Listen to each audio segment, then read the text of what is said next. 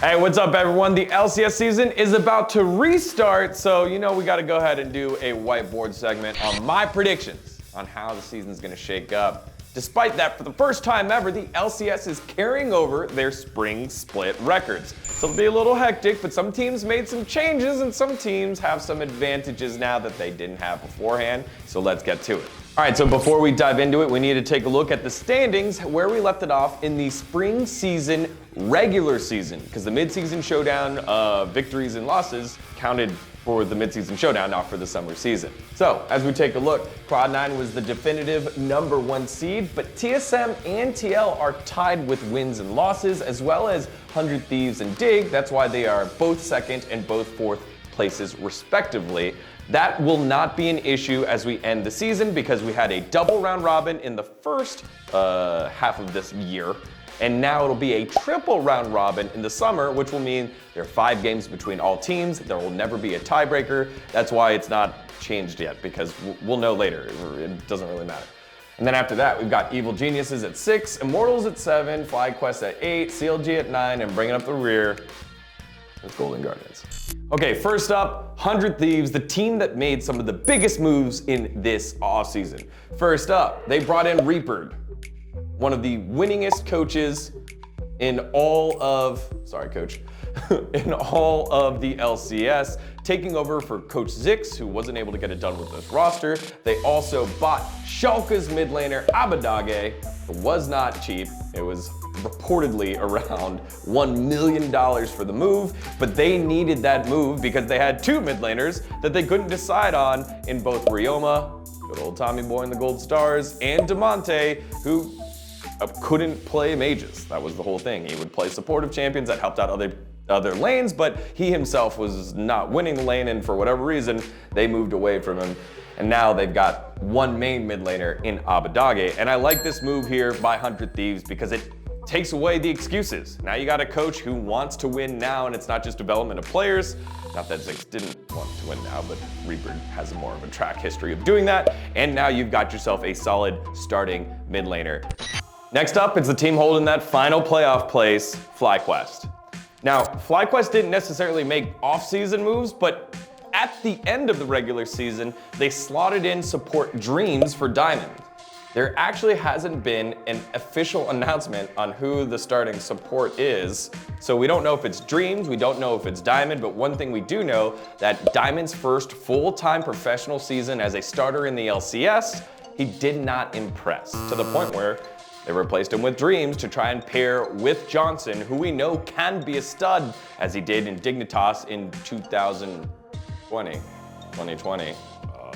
But he didn't quite have that impact at the beginning of 2021, and so they're swapping it up to see if they can move it. We're also waiting to see Palafox pop off and become the mid lane powerhouse that everyone has talked about. All analysts I've ever talked to are like, Palafox is going to be the best North American mid laner to the point where he can hang with the imports. It hasn't quite happened yet. I think partially because the bot lane was performing less than what we had expected, partially because Licorice has looked like a shell of his Cloud9 self, and there isn't a quick fix there in the top lane, and Jose Diodo hasn't had a lot to work with.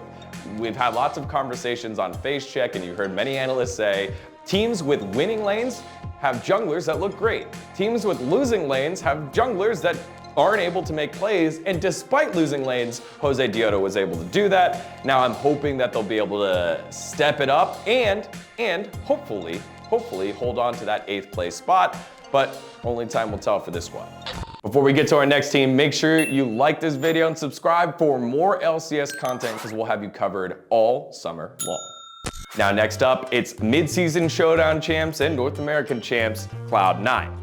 Now Cloud9 shocked the world by benching one of the most professional and consistent AD carries that has Worlds experience in VENN in lieu of the Osh player. It's time for the Osh takeover. It's King taking over for the bottom side of the map, and that's where we start with our impact players.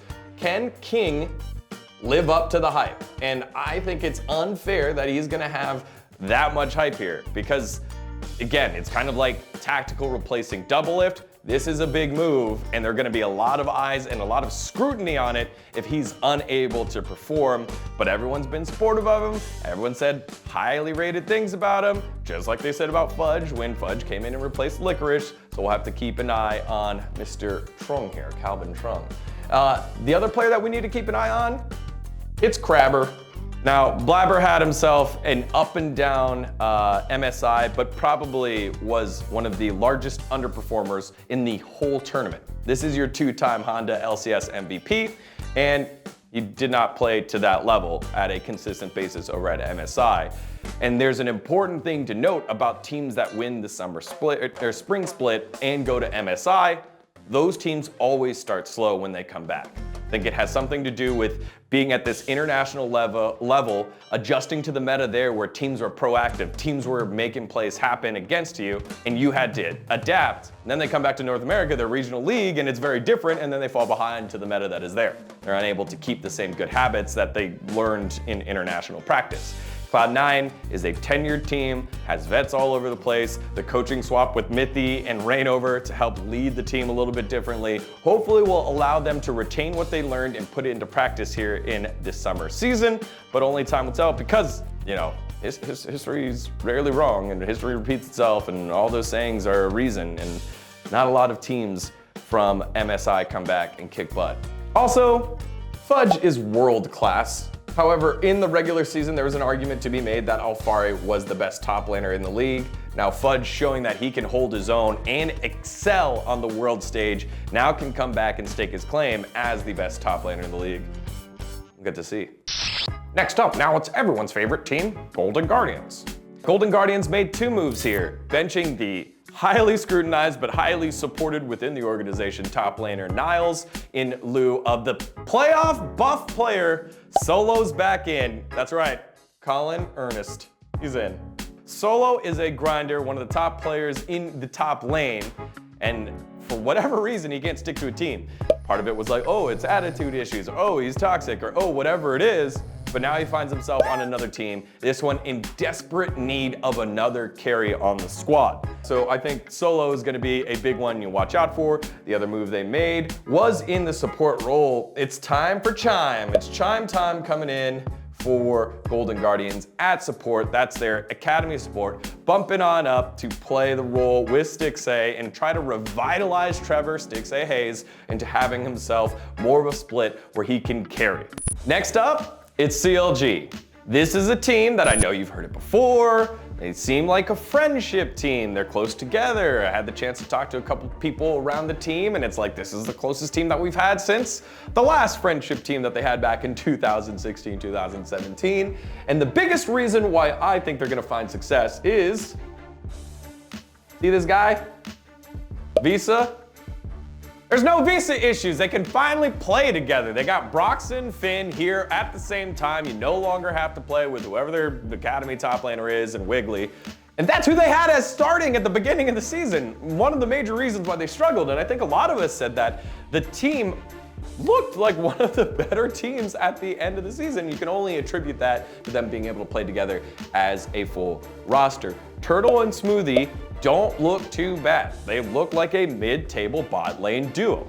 I would also venture to say that Pobelter, again, in the middle of the pack. Probably better than some of the youngins on Golden Guardians, on FlyQuest, and Insanity. I have to say him and Insanity go a little bit back and forth, but Pobelter has just been another one of those mad disrespected players like Solo who deserves his starting spot. And now with some stability around him, firepower in the top lane with Finn, who has died a lot if you take a look at the stats, but with Broxa to help facilitate around, he was the one that led the charge with Jungle Morgana. I think this team can find a way to slide into that playoff push. Next up, it's surprisingly 7th place Immortals. Immortals didn't make any roster moves, so you still have the same core of Revenge, Xerxes, Insanity, Destiny and Raze and Destiny.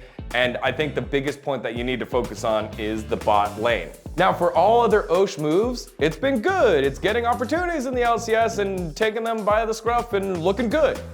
For Destiny and Raze, they need to step it up. Otherwise, I'm calling for, that's right, a return of Led Toucan. Put money on it. Keith is going to play at least once before the season is over. Keith and Joey both have experience. Specifically, Joey has international experience when he played with Team Liquid. They went to MSI. He replaced Ole for that tournament. But I think if this bot lane duo from OCE isn't able to get it done, you look to see where the firepower is going to come from to help out Insanity. Because out of all the young North American mid laners, I do think Insanity is the best one. He is the one that can play make. He has a versatile champ pool, but he just needs help. And I don't think you're going to get it from the jungle pool from Xerxes. You do have Onda behind him in the academy team, as he was able to bump up from the amateur space. I wonder if this team will be the team that won enough in the spring split that can coast into that 7-8 playoff spot for the summer split. And if they're going to be willing to make the moves to secure that final spot. So it's really the Insanity show still for Immortals, and you gotta be ready to pull the trigger finger for moves anywhere else around him so you can support him. Next up, it's Dignitas.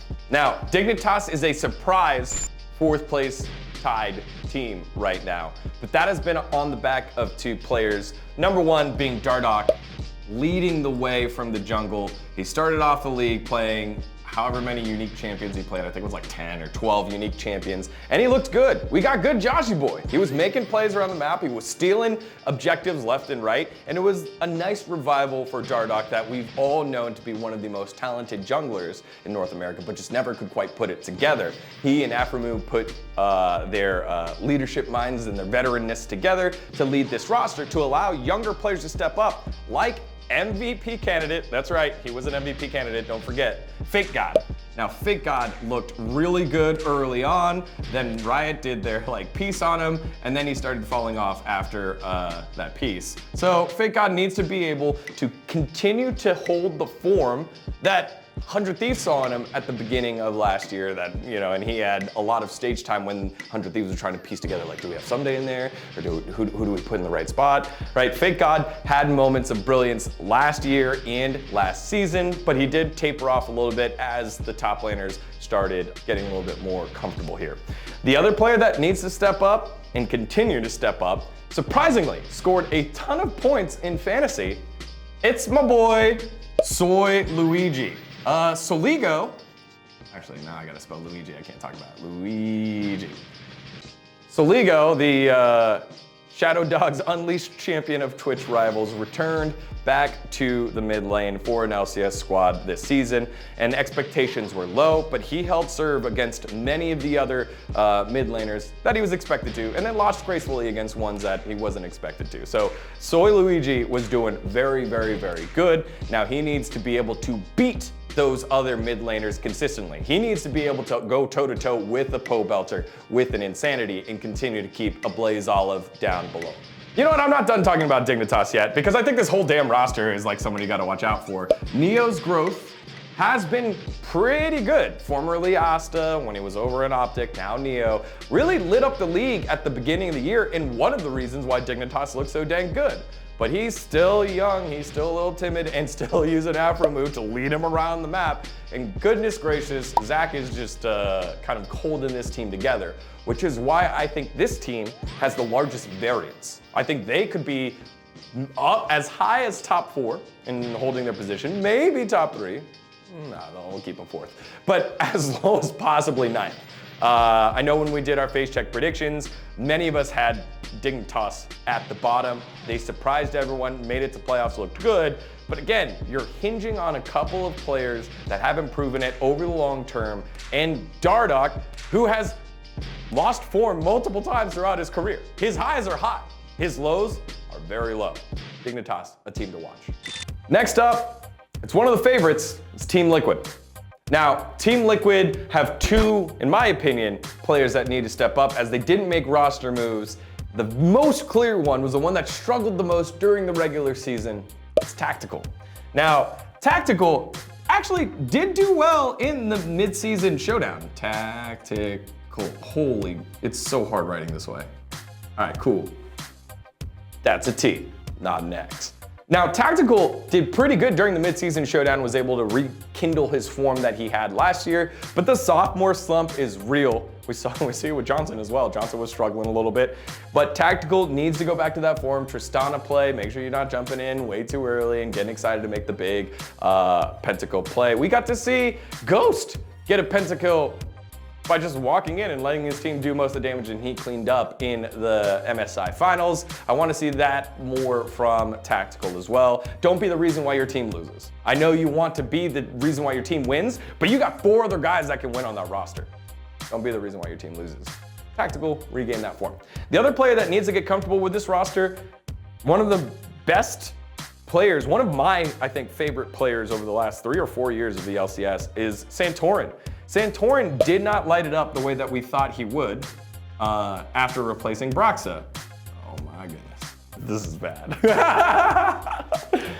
Anyway, when you look up the junglers in their stats, like Santorin has always been like #1 or #2 in almost every important category over the last 2 years.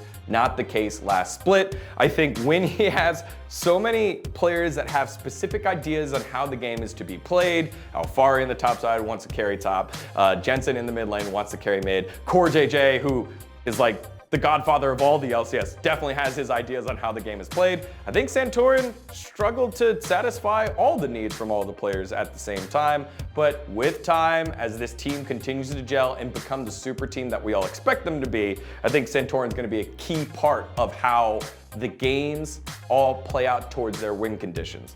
Not every game is gonna have all 3 lanes being the win condition. Santorin is the facilitator of that. And let's not forget how different the North American timeline would have been over the last 2 months if Armeo wasn't the one that played in the finals. Not that Armeo played poorly. Armeo played great. It was admirable. It was one of the coolest substitute performances we'd ever seen in all of League of Legends. And then Doggo happened. But Santorin could have played that game very differently. So I think it was kind of a bummer that got taken away from Santorin and Team Liquid. They acted admirably in the finals without Santorin, and so we'll see how this summer split shakes out. Next up, we have Evil Geniuses, who, in my opinion, made the worst move in the offseason by letting go the winningest player in World's history. Yeah, that's my boy Deathly, and I'm kidding. In all seriousness, they make the move to Shiro, who was on their Evil Geniuses Prodigies roster, who's now going by Danny. And to be fair, this move makes sense for Evil Geniuses. Shiro constantly displayed the ability to create plays out of nothing by himself. Whether it was Samira, whether it was Tristana, he was just a killing machine and would create angles that were fantastic to watch, which is necessary for this roster. I think Peter Dunn had to look at the roster and be like, well, what parts do I have? Impact's on the top lane, very specific in how he wants to play. Spence Garen, very specific how he wants to play. Jizuke, probably the hardest paradigm in how he wants to play, which also leads to coin flipping, and then Ignar leaves the lane to help out everyone else. You need someone to create by themselves. Definitely was not that guy. Danny is now the guy that has the opportunity to do that. So it's gonna be very much on him. And yes, as always, the other person you gotta watch out for, it's Jizuke. You need to always be careful when you have a mid laner that's a coin flip mid laner. That's Jizuke. When it's heads, it's fantastic. When it's tails, it's worse than some of Dardoch's lows. So Evil Geniuses, they live by Jizuke, die by Jizuke, and will help win a little bit if Danny can find some form here in his first split. And it's very cool to see Danny get the opportunity because he skipped their academy AD carry in Shoryu. Shoryu had some visa issues, so Danny hops on up and now takes the starting spot and is being thrust in the limelight, so good luck to him. Last but not least in most people's circles, it's TSM. Now, with TSM, you got yourself a full complete roster. You had Speak Up playing out of his mind at portions of the split. You had Power of Evil come and slot in admirably for Bjergsen. Did he have the same playmaking ability? Not quite, but he still held serve and dominated other mid laners that he was supposed to dominate. In the top lane, you've got Huni, who found his form later on in the split and then lost it in the playoff series. I don't know what happened to Huni, he kind of boomed. You got Sword Art, the $5 million man who's come in and led by a example. But I think the player that we have to look out for is Lost here. Lost filling in the shoes, another AD carry, filling in the shoes for Doublelift. and done so admirably. Lost actually had some of the best stats in the midseason showdown. He buffed up while Huni kind of fell off a little bit. However, there were parts in the season where Lost looked lost. That was where the whole meme came from. And so I think with more experience there, hopefully he'll be able to find his footing.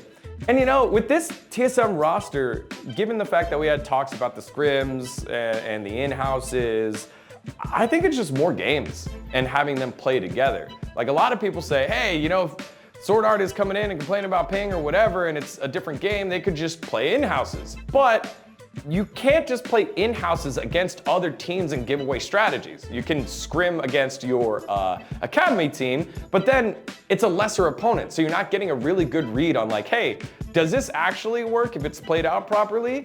And if it didn't play out properly, am I now getting bad information? It's kind of a tough spot here for TSM. So honestly, I think it's just more games together and trying to figure out mentally what happened in the playoffs and why they mental boomed so hard, and working through that. But this is actually a TSM team that I think I could get behind with how good of the firepower there is, plus Spica being that North American bastion for them that is a fantastic facilitator and showed it off throughout most of the split. Then yes, Blabber took over and dominated and is the MVP for sure. But Spica was right up there with him for the longest time. So not normally high on TSM teams, but I think this TSM team has what it takes to possibly take the #1 seed moving into playoffs. All right, I'm gonna hit the final rankings, but again, before I do, head on over to VENN Esports YouTube page and hit us with a subscribe as we will be covering the LCS all season long. Now, let's keep it easy. We'll hit with the easy, well, it's just like playoff check marks. And you know what, we'll do numbers. All right, sure, yeah. Cloud9's #1, that's pretty easy. I'm going to take TL as #2, because I think the ping issues and the playmaking issues that TSM encounter because of solo queue will still be a 3. Bam. All right, who's #4? That would be 100 Thieves. They are your 4th place team. Bam. I think these moves here give them that stable presence and fixes their weakness. And not every team was able to say, hey, we clearly addressed it with something that is a direct upgrade in the middle of a season. Like, that's pretty cool. Buying Abadage costs it a lot, but make it to Worlds, everything's good here. And I think that puts 100 Thieves in position for playoffs to try and attempt to do. This is where it gets a little spicy because I think, again, Dignitas, boom or bust. I have them on bust, unfortunately. Like, I think it's all great players, but they're in the position where I need them to show me they can do it. And I'm going to take the other boom or bust team. That's right, give me Evil Geniuses. EG with this move here, more stability, double down on the coin flip, believe in Peter Dunn, Svenskeren. That whole roster is too damn good. Impact, probably the best, second best top laner in the league, maybe 3rd best. But still, perennially a fantastic top laner who can facilitate and make his teammates better. I got EG at 5th. And then for here, how bad is it? Can I get him in? I cannot get him in. It is Dignitas. They've got themselves the lead. I think they're fine here. They will be your 6th seed. And they're the 6th seed, which means they still get to play in the winner's bracket. They've got the double elimination advantage here. Now from here, this is where it gets a little bit dicier, but the gap is smaller between Immortals, FlyQuest, CLG, and Golden Guardians. So for me, next up, it's actually gonna be a team I'm standing in front of right now. Bam, it's FlyQuest. I think FlyQuest will figure it out. Again, too many people have been singing the praises of this man here, Palafox. Johnson in a little bit of a slump. I think he's gonna be fine when they solidify the support role. And Jose Dioto, we know, is a stud. That means it's just Licorice. Got to hold serve there in the top side of the map. Don't let the game end before it really begins. And I think they'll be able to do that for enough wins in the triple round robin second half of the year. Now, my final playoff team. I think I might have given it away. Maybe I gave it away. I don't know. It's CLG. I've got CLG making playoffs here. This is the roster with the most talent left out of the rest of the teams. And again, I think it was just time that they needed together to practice, to play, get used to each other, no visa issues, create an environment that works for all of them. Reports saying that they are very close, and I think that is what's needed for these types of runs. They have a big deficit to make up for because of their spring split, but I think they'll be able to squeak on in as they looked at like one of the top half teams at the end of the regular season of the spring season. So, those are my top 8 that will make it to playoffs. I think Golden Guardians, they'll hit 9 because they have Solo. Solo's a beast. And I just don't think Immortals are gonna get this thing sorted out as well. I really hope Insanity can land himself on another team. Like, that's what I honestly hope. Insanity, go join Evil Geniuses. I think that would work, but we'll see. Do you guys agree or disagree? Thanks for sticking around the whole time. Let me know in the comments below. We'll be updating this prediction as we get to playoffs, and I will be in the comments fighting with all of you like I always do.